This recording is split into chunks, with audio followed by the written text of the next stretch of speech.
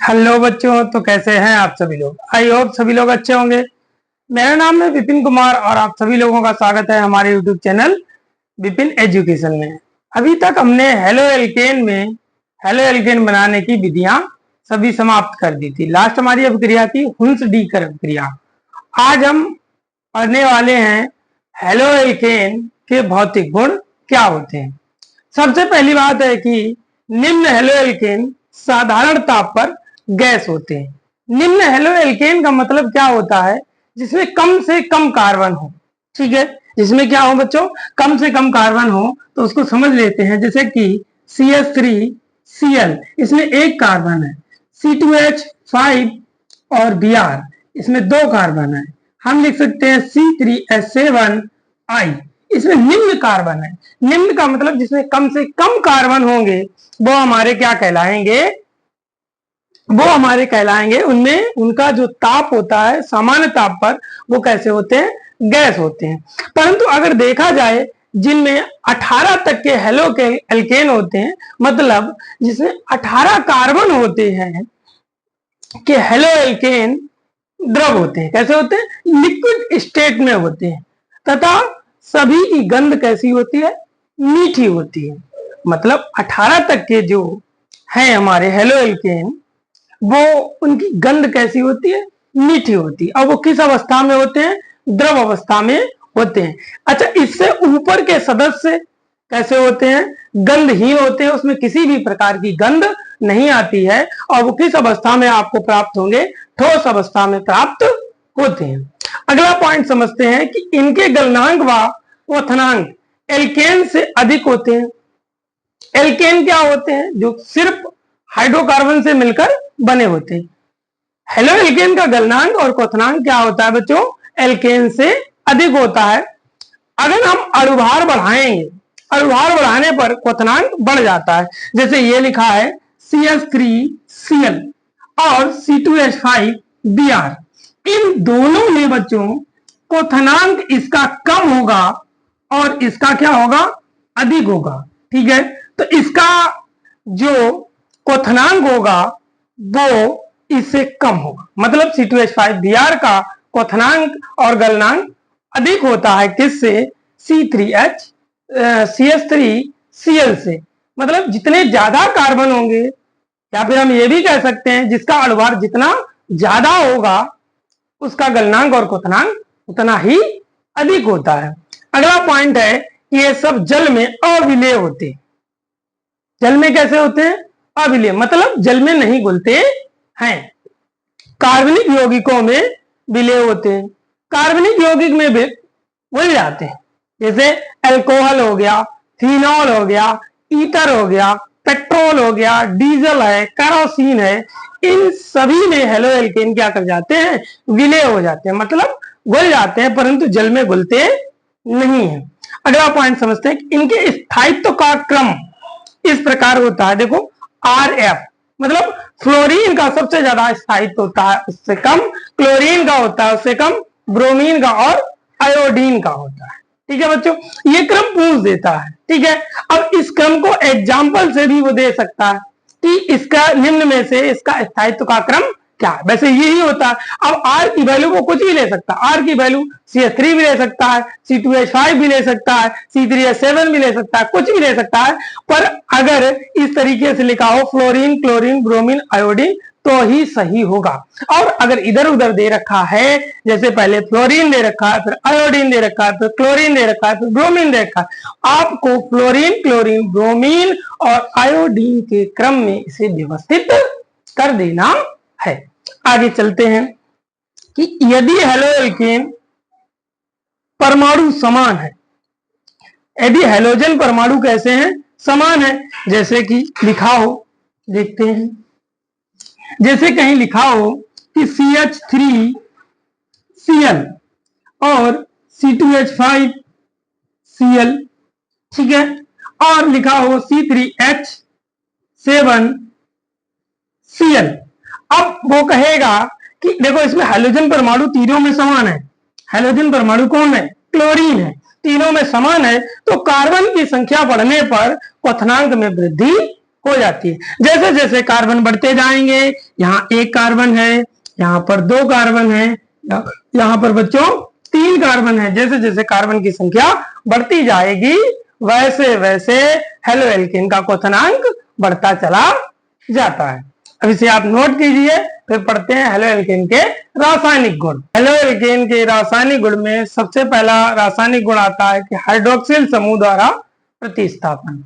Hydroxyl समूह द्वारा प्रतिस्थापन किस प्रकार से होता है, आइए समझते हैं। रासायनिक गुणों में क्या होता है, अल्कोहल जो हम पढ़ रहे हैं हेलो एल्केन, उसकी क्रिया हम किसी अन्य यौगिक से कराएंगे तो फिर एक नया यौगिक का निर्माण होता है। अभी हम क्या पढ़ रहे हैं बच्चों, प्रतिस्थापन अभिक्रिया पढ़ रहे हैं, ठीक है। तो हम हाइड्रोक्सिल समूह का प्रतिस्थापन यहां पर करते हैं, ठीक है बच्चों। तो हमने ले लिया है आपका RX हेलो एल्केन, इसकी किसी भी हम हाइड्रोक्साइड से क्रिया करा देंगे। जैसे हमने ले लिया आपका KOH पोटेशियम हाइड्रोक्साइड, ठीक है। तो पोटेशियम हाइड्रोक्साइड में R हमने आपको बताया था प्लस होता है, X माइनस होता है, और यहां पर पोटेशियम प्लस होता है और OH कैसा होता है हमारा, माइनस होता है।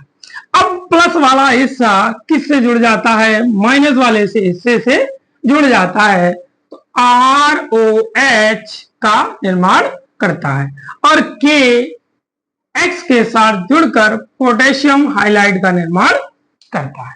ये आपका बन गया एल्कोहल ROH, हमारा क्या होता है, एल्कोहल, ठीक है बच्चों, एल्कोहल बन गया। अब हम क्या करेंगे, हेलो एल्केन में R की जगह CH3 ले लेंगे और X की जगह हम Cl ले लेंगे, और क्रिया किससे कराएंगे, KOH पोटेशियम हाइड्रोक्साइड से क्रिया कराते हैं। तो पोटेशियम हाइड्रोक्साइड बना गया ROH। अच्छा, R की वैल्यू यहां पर क्या ली थी हमने, CH3, तो हम लिख देंगे CH3, और OH हमारा बना रहेगा। K और X की जगह पर हमने क्या लिया था, Cl, तो ये हमारा क्या बना है यहां पर, मेथेनॉल। अगली बार में हम क्या करेंगे कि R की वैल्यू C2H5 ले लेंगे और X की वैल्यू Br ले लेंगे, और अब की बार हम क्रिया किसी और हाइड्रोक्साइड से कराते हैं, ठीक है बच्चों।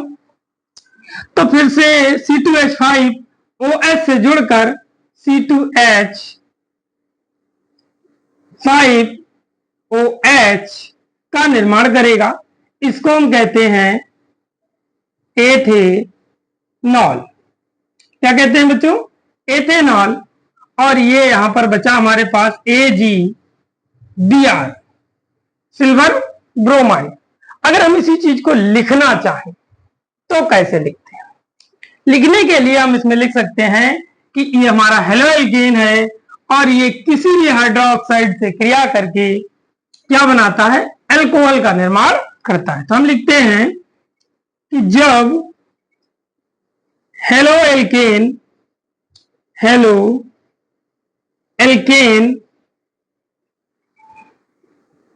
KOH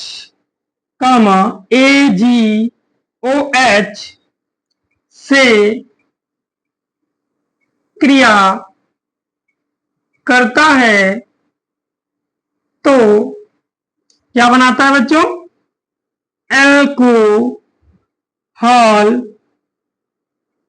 का निर्माण करता है, ठीक है। अच्छा, 12th के सिलेबस में R की वैल्यू मोस्टली आपकी रहती है CH3 या फिर C2H5, आगे भी आप रख सकते हैं, और यहां पर X की जो वैल्यू रहती है वो फ्लोरीन, क्लोरीन, ब्रोमीन और आयोडीन रहती है। इतनी चीजों का आपको खास करके ध्यान रखना है, इसे आप नोट करें। फिर अगली अभिक्रिया करते हैं साइनो समूह द्वारा प्रतिस्थापन, ठीक है बच्चों, इसे हम रब किए दे रहे हैं। फिर अगला लिखते हैं साइनो समूह द्वारा प्रतिस्थापन, ठीक है। समझते हैं कि साइनो समूह द्वारा प्रतिस्थापन किस प्रकार से किया जाता है। हेडिंग डाल लेते हैं। दूसरे नंबर पे कौन सी अभिक्रिया करनी है हमको? साइनो समूह द्वारा प्रतिस्थापन। ठीक है बच्चों, तो साइनो समूह द्वारा प्रतिस्थापन करेंगे। तो हमें हेलो एल्केन से ही क्रिया करानी है किसी साइनो समूह। अब हम यहां पर कुछ भी ले सकते हैं, हम KCl ले सकते हैं, पोटेशियम साइनाइड। तो हमने यहां पर ले लिया आपका पोटेशियम साइनाइड KCN। ठीक है बच्चों, अब ये क्रिया करेगा तो हमने आपको बताया है कि R प्लस होता है, X माइनस होता है, पोटेशियम भी प्लस होता है और साइनाइड कैसा होता है हमारा? माइनस होता है। ये वाला प्लस इस वाले माइनस से जुड़कर RCN का निर्माण करता है। इसको बोलते हैं एल्किल साइनाइड। हम क्या बोलेंगे इसको बच्चों? Alkyl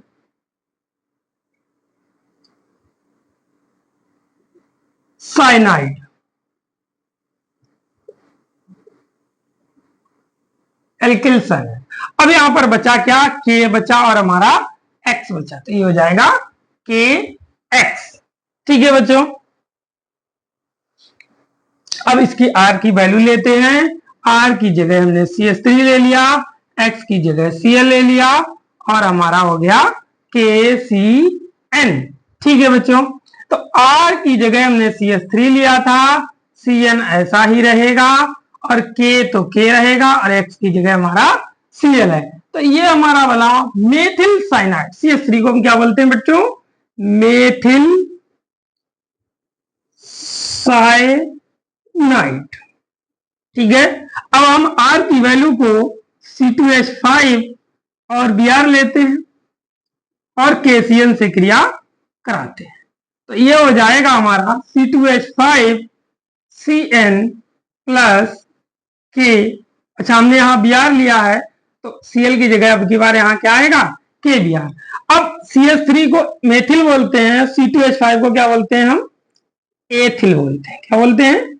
ethyl cyanide. साइनाइड। अब इसके बारे में अगर हम लिखना चाहें तो हम क्या लिखेंगे कि जब halo alkane KCl potassium cyanide से क्रिया करता है तो क्या बनाता है? एल्किल साइनाइड बनाता है। इसे नोट करें। फिर अगली अभिक्रिया करते हैं आइसोसाइनाइड समूह द्वारा प्रतिस्थापन। ठीक है बच्चों, नोट हो गया। आगे बढ़ते हैं। आइसोसाइनाइड समूह द्वारा प्रतिस्थापन। ठीक है बच्चों, समझते हैं, लिखते हैं। आइसो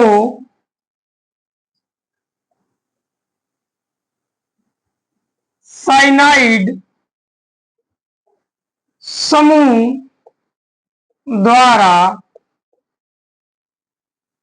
प्रतिस्थापन। ठीक है, आइसोसाइनाइड समूह द्वारा प्रतिस्थापन देखते हैं। इसमें किस प्रकार से हम अभिक्रिया करेंगे। इसमें हम हेलो एल्केन मतलब RX की क्रिया AgCN से करते हैं। इससे करते हैं AgCN से। तो इसमें बनता है आपका RNC। ठीक है बच्चों, क्या बनता है? RNC। और यहां पर सिंगल बॉन्ड होता है और यहां पर हमारा ट्रिपल बॉन्ड होता है। बस इतना ही डिफरेंस है साइनाइड और आइसोसाइनाइड में हमें देखने को मिलता है। अच्छा, ये R निकल गया है, इधर CN निकल गया है, तो यहां हमारा क्या बचा है? AgX बचा है। फिर से हम वही क्रिया दोहराएंगे कि R की जगह CH3 लेंगे, X की जगह हम Br ले सकते हैं और AgCN से इसकी क्रिया कराते हैं। R की जगह हमने CH3 लिया था और सिंगल बॉन्ड N और ट्रिपल बॉन्ड C हो जाए, ठीक है। और AG और X की जगह पर हमने क्या लिया था बच्चों, Br लिया था। यह अभिक्रिया। आगे बढ़ते हैं, इसमें R की वैल्यू C2H5 लेते हैं और X की वैल्यू Cl लेते हैं। AgCl से हम क्रिया कराते हैं तो फिर से C2H5 NC का निर्माण करता है। C2H5 single bond N triple bond C और यहां पर बनेगा आपका AgBr, ठीक है बच्चों। अब जैसे इसका नाम हम जानना चाहें, ये एल्किल आइसोसाइनाइड है बच्चों। ये क्या है हमारा, एल्किल आइसोसाइनाइड,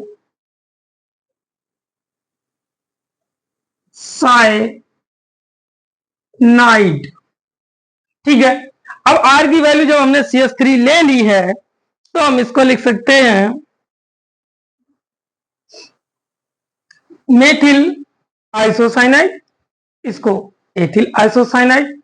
ऐसा नहीं कर सकते क्योंकि यहां पर दो कार्बन है, ठीक है। तो ये हो जाएगा हमारा एथिल आइसोसाइनाइड और ये हो जाएगा हमारा प्रोपिल आइसोसाइनाइड। अच्छा, इसके बारे में हम अगर लिखना चाहें तो क्या लिखेंगे कि जब हेलो एल्केन किससे क्रिया करता है, AgCl सिल्वर साइनाइड से, किससे करता है, सिल्वर साइनाइड से क्रिया करता है तो R single bond N triple bond C का निर्माण करता है। नोट करें इसे। फिर आगे बढ़ते हैं अगली अभिक्रिया की ओर। तो बच्चों अगली अभिक्रिया हमारी आती है एमीन समूह द्वारा प्रतिस्थापन। हेडिंग डाल लेते हैं। हमने अभी तक करते हैं अगली अभिक्रिया एमीन समूह द्वारा प्रतिस्थापन, ठीक है। एमीन समूह द्वारा प्रतिस्थापन करना है। एमीन समूह द्वारा जब हम प्रतिस्थापन करते हैं और जब हम हेलो एल्केन की क्रिया कराते हैं तो ढेर सारे यौगिक का निर्माण होता है, प्राथमिक द्वितीयक एमीन का निर्माण होता है। तो पहले इस चीज को नोट डाउन कर लेते हैं, ठीक है। तो देख लेते हैं, लिख देते हैं पहले कि जब हेलो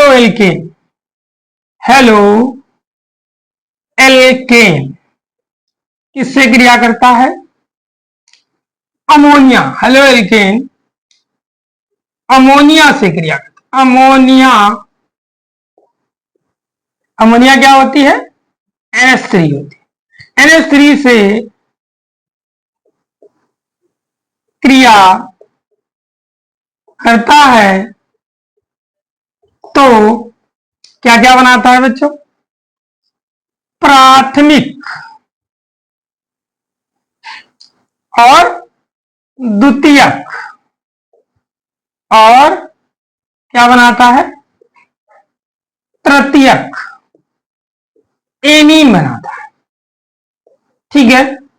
ये क्रिया जो होती है वो 383 केल्विन ताप पर होती है, ताप पर होती है, ठीक है बच्चों।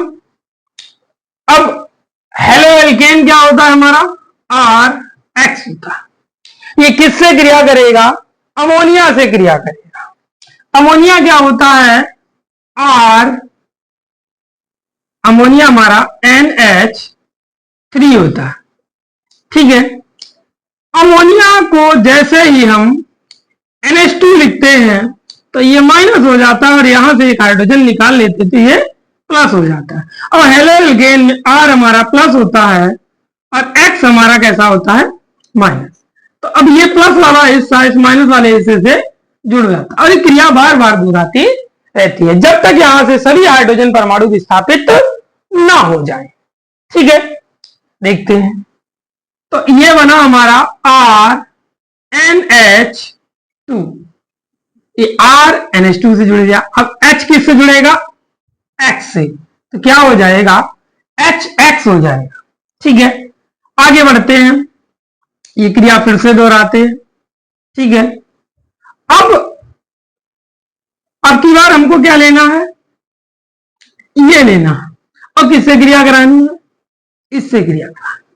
तो हम लिख देंगे RX प्लस RNH2। अच्छा, ये क्रिया कितने टेम्परेचर पर होती है? 383 केल्विन ताप पर होती है। देखते हैं, आगे बढ़ते हैं, फिर चलते हैं। यहां से फिर से एक हाइड्रोजन निकलेगा और इस X से जुड़ जाएगा, तो ये हो जाएगा आपका HX, और R यहां पर 2 हो चुके हैं, तो हम इसको लिख देंगे R और R। अब हमारे पास सिर्फ NH बचा हुआ है। ठीक है बच्चों, उसके बाद हम आगे देखते हैं। फिर से हम हेलो एल्केन की क्रिया कराएंगे। किससे कराएंगे? R R और NH, ये बेटा द्वितीय एमीन होता है। अब फिर से ये वाला हाइड्रोजन इस X से जुड़ जाएगा, क्या बनाएगा? HX बनाएगा। अब यहां पर हमारे पास 3 R हो चुके हैं, इनको हम कहते हैं तृतीयक एमीन। क्या कहते हैं? तृतीयक एमीन। इसको हम कहते हैं प्राथमिक एमीन। इसको हम क्या कहते हैं? द्वितीयक एमीन। इसको हम कहते हैं तृतीयक एमीन। अब इस अभिक्रिया में भी हम R की वैल्यू रख सकते हैं CH3 या C2H5। ठीक है, तो कोई एक का एग्जाम्पल हम किए दे रहे हैं, बाद बाकी आप सॉल्व कर लेंगे। ठीक है, तो पूरी अभिक्रिया को बार बार दोहराना पड़ेगा। ठीक है, तो R की जगह हम CH3 ले रहे हैं और X की जगह हम PR ले रहे हैं और अमोनिया से क्रिया करा रहे हैं। एक हाइड्रोजन इस Br से निकल जाएगा, जैसे HX है ना, तो ये बन जाएगा HBr, और बचा क्या हमारे पास? CH3 और NH2। हम फिर से ले लेंगे CH3Br और उसकी क्रिया इससे कराएंगे CH3NH2 से, तो ये हो जाएगा, फिर से एक हाइड्रोजन निकलेगा, इस Br से जुड़ जाएगा, ये फिर से हो जाएगा HBr, और हमारा 2 CH3 हमारे पास मिल चुके हैं, सेम द्वितीयक एमीन इस वाली प्रक्रिया की। अब हमारे पास NH बचा है, क्योंकि यहां से भी एक हाइड्रोजन जा चुका है। ठीक है, हम क्या करेंगे? फिर से ले लेंगे CH3Br और उसकी क्रिया कराएंगे CH3NH द्वितीयक एमीन से। अब ये बचा हुआ हाइड्रोजन इस ब्रोमीन से फिर से जुड़ जाएगा, फिर से बनाएगा HBr, और ये क्या हो जाएगा? CH3 और हमारे पास क्या बचा हुआ है? N। ठीक है, इस HBr को हम इधर लिखे दे रहे हैं, इससे आपको समझने में प्रॉब्लम ना हो। ये आपकी एमीन समूह द्वारा प्रतिस्थापन हो चुका है। इस अभिक्रिया को हम हाफमैन अमोनीकरण अभिक्रिया भी कहते हैं,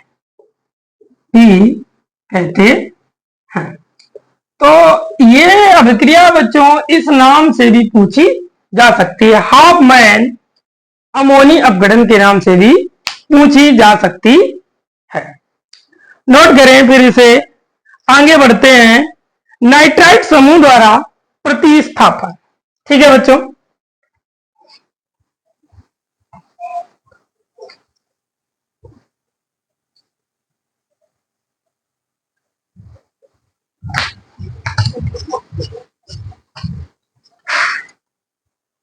अगला टॉपिक हमारा आता है नाइट्राइट। नाइट्राइट समूह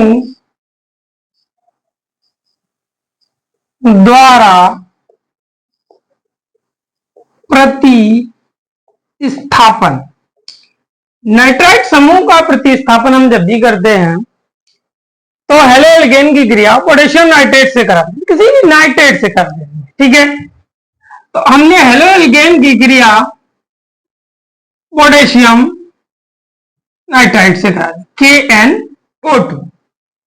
ठीक है बच्चों, अब यहां पर हम आपको बता चुके हैं कि पोटेशियम K और X का निर्माण करें, K और X का।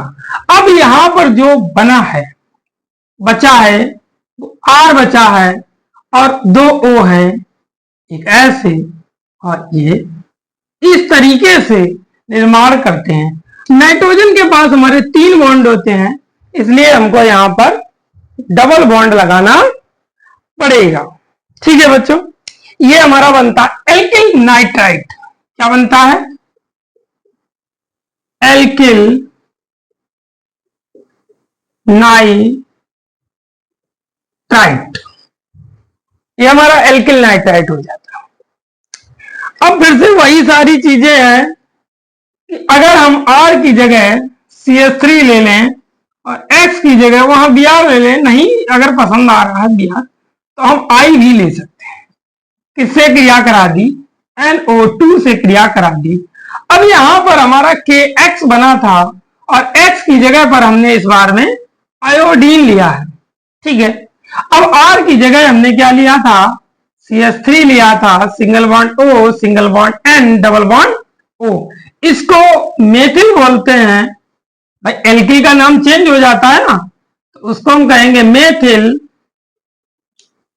नाइट्राइट। R की जगह हम C2H5 लेते हैं और X की जगह Br लेते हैं और फिर से पोटेशियम KnO2 से क्रिया कराते हैं। अब की बार फिर से यहां पर K Br निकल जाएगा क्योंकि X की वैल्यू हमने Br ली है। ठीक है, तो यह हो जाएगा हमारा C2H5, single bond O, single bond N, double bond O। इसको हम एथिल बोलते हैं। क्या बोलते हैं? एथिल। और नाइट्राइट उसमें जोड़ देंगे, नाइट्राइट। ठीक है बच्चों, लिख क्या सकते हैं? हेलोएल्केन पोटेशियम नाइट्रेट से क्रिया करके एल्किल नाइट्राइट का निर्माण करता है। लिख देते हैं सारी चीजें, लिख देंगे कि हेलोएल्केन, हेलोएल्केन क्या होता है? RX। ये किससे क्रिया करता है? हेलोएल्केन KnO2 पोटेशियम नाइट्रेट से क्रिया करके एल्किल नाइट्राइट बनाता है। इसे नोट करें और वीडियो अगर अच्छा लगा है तो वीडियो को लाइक करें, कमेंट करें, शेयर करें, सब्सक्राइब कर लें, जिससे कि हमारे नए वीडियो आप तक पहुंचते रहें।